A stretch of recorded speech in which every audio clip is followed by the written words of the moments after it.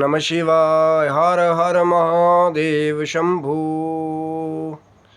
हर हर महादेव। जय माता दी। मित्रों, कैसे हैं आप सब? शिव शक्तम चैनल पे आप लोग का हार्दिक स्वागत है। जैसा कि पिछले कुछ दिनों से आप हम सब कहीं ना कहीं प्रकृति में या अलग अलग क्षेत्रों में बहुत सारी जगह तबाही का मंजर जो है वो देख रहे हैं कि कहीं भूस्खलन हो रहे हैं, कहीं पे अत्यधिक वर्षा हो रही है तो बाढ़ की स्थिति बन जा रही है।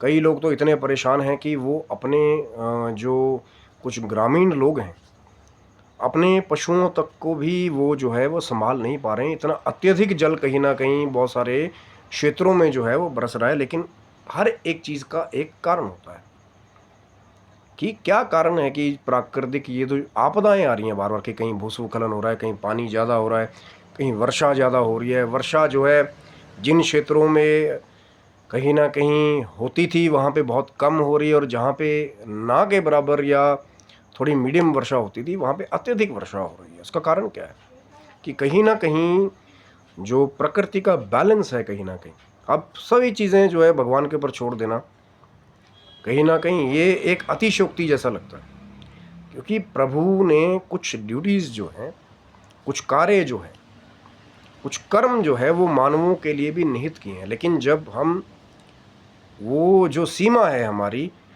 कि जब हम अतिशयोक्ति पे अतिशयोक्ति करते रहते हैं, जो मानव जाति है कहीं ना कहीं, कि वन प्रदेशों की कटाई, और आप ज़्यादातर देखेंगे कि बादल फटने जैसे केसेस जो हैं कहीं ना कहीं, या भूस्खलन के जो केसेस हैं ज़्यादातर वो पहाड़ों में देखने को मिल रहा है। क्यों? कारण नंबर एक ये है कि डेवलपमेंट के नाम पे जो कहीं ना कहीं वो जो वन क्षेत्र है, पर्वतों का, जंगलों का, कहीं ना कहीं उसको अधिकृत, जब हम लोग जीव जंतुओं के लिए कुछ नहीं छोड़ रहे और अत्यधिक वहाँ ऊपर पहाड़ों पे कटाई कर रहे हैं, या रोड फैसिलिटी के नाम पे निकालने के लिए, या कुछ एक ऐसे दूसरे बड़े धार्मिक स्थल भी हैं जहाँ पे बड़े बड़े रोप वे हम लोग लगाने के लिए अत्यधिक कटाई कर रहे हैं पहाड़ों की, तो वही पहाड़ कहीं ना कहीं भूस्खलन के रूप में जो जान माल की हानि करते हुए मिल रहे हैं। ये मत सोचिए कि वो प्रकृति बेजान है, कि पहाड़ बोलते नहीं, जंगल क्षेत्र बोलते नहीं। आज बोल तो रहे हैं। इतना अत्यधिक शोर आज उन पहाड़ों के जल में है, चाहे बादल फटने की वजह से कुछ केसेस हो रहे हैं। और ये इत्तेफाक नहीं है कि एक जगह केसेस हो रहे हैं, बारी बारी से कभी यहाँ कभी वहाँ, मतलब एक जगह से प्रकृति में आपदा जो है सुनी जाती है, उसके बाद फिर दूसरी जगह से आपदा की खबर आ जाती है। अब बात करने का उद्देश्य क्या है? वो तो सभी जानते हैं कि भैया आपदाएं आ रही हैं, लोग परेशान हो रहे हैं। क्योंकि बात करने का उद्देश्य वही है कि जो वन क्षेत्र हैं, जो अत्यधिक पहाड़ वाले क्षेत्र हैं, कहीं ना कहीं कि जितना एक सीमा निर्धारित है, बहुत बार बहुत सारे लोग सैंपल टेस्टिंग करके भी बार बार मना करते हैं कि यहाँ कंस्ट्रक्शन मत कीजिए, यहाँ से रोड के लिए कटाई जो है, कटान ठीक नहीं है। लेकिन कई बार जो है, अब मैं नहीं कहना चाहता कि कुछ एक पावर्स भी हैं हमारे देश में काम करने वाली, तो कई बार जो है उसका इसको भी अनदेखा किया, उसको भी अनदेखा किया। जो वहाँ के क्षेत्र के लोग हैं उनको भी कई बार अनदेखा कर देते हैं कि भैया हम तो करेंगे करेंगे। और जब वो लोग भी कह देते हैं कि भैया हम तो करेंगे करेंगे, तो फिर प्रकृति भी कह देती है कि फिर मैं तो अपना नृत्य जो है तबाही का वो करूँगी करूँगी।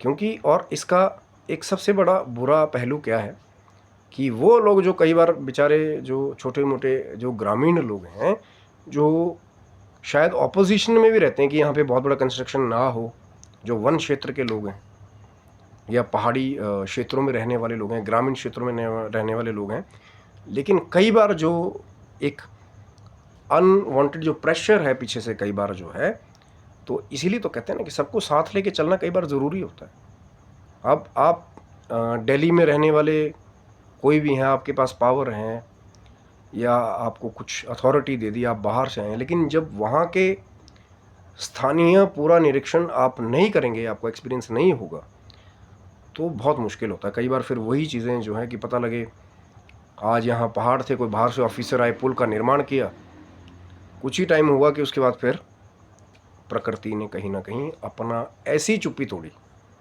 क्योंकि आप सुन नहीं रहे वो जो कुछ स्थानीय जो कुछ संकेत हैं, वो जो पर्वत है, वो जो जंगल हैं, कहीं ना कहीं, क्योंकि जब हम हर जगह ही कंस्ट्रक्शन के नाम पे जो है बुलडोजर यहाँ चला वहाँ चला, पहाड़ियों पे ये करो, तो अभी मैं उसमें ज़्यादा नहीं जाऊँगा, पर कहने का मतलब है कि बहुत सारे ऐसे भी क्षेत्र देखे गए जहाँ के स्थानीय लोगों ने खुद मना करके वहाँ पे कंस्ट्रक्शन के लिए मना कर दिया कि यहाँ पहाड़ों पे रोपवे जैसी चीज़ या कहीं पे कोई फेमस मंदिर है, नहीं बनेगा।